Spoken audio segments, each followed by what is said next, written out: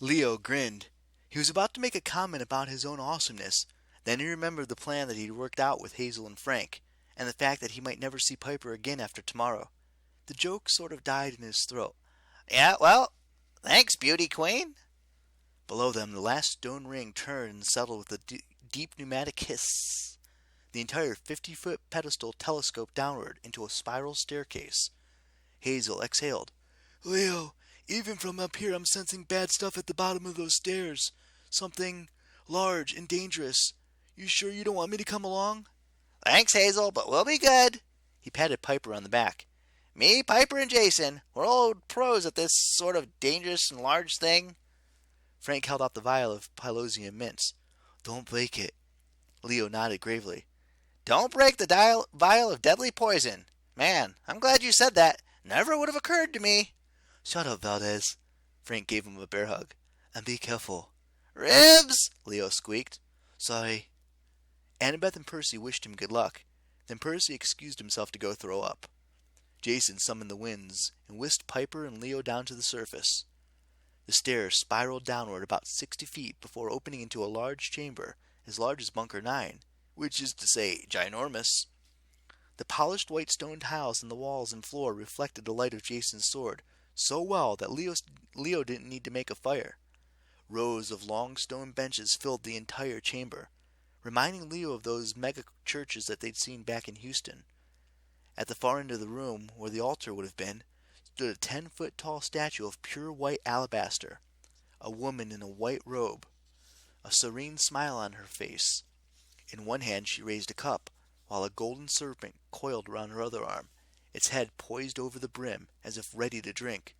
Large and dangerous, Jason guessed. Piper scanned the room. This must have been the sleeping area. Her voice echoed a little too loudly for Leo's comfort. The patients stay here overnight. The god Asclepius was supposed to send them a dream, telling them what cure to ask for. How would you know that? Leo asked.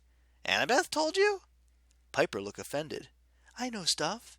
The statue over there is Hygeia, the daughter of Asclepius. She's the goddess of good health. That's where we get the word hygiene. Jason studied the statue warily. What's with the snake in the cup? Not sure, Piper admitted. Back in the day, this place, the Asclepian, was a medical school where they were as well as a hospital. All the best doctor-priests trained here. They would have worshipped both Asclepius and Hygeia. Leo wanted to say, okay, good tour. Let's leave. The silence, the gleaming white tiles, the creepy smile on Hygeia's face, it all made him want to crawl out of his skin.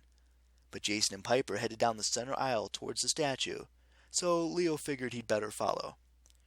Strewn across the benches were old magazines, Highlights for Children, Autumn, 20 BCE, Hephaestus TV Weekly, Aphrodite's Last Baby Bump, A, the magazine for Asclepius, 10 simple tips to get the most out of your leechings.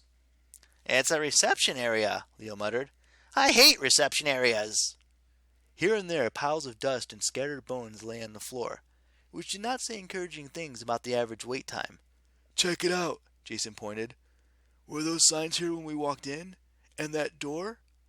Leo didn't think so. On the wall to the right of the statue, above a closed metal door, were 2 electronic signboards. The top one read, The doctor is incarcerated. The sign below said, Now serving number 00000000. Jason squinted. I can't read from that far away. The doctor is incarcerated, Leo said. Apollo warned me that Asclepius was being held under guard. Zeus didn't want him sharing his medical secrets or something. $20 and a box of Fruit Loops says that statue's the guardian, Piper said. I'm not taking that bet. Leo glanced at the nearest pile of waiting room dust. Well, I guess we take a number.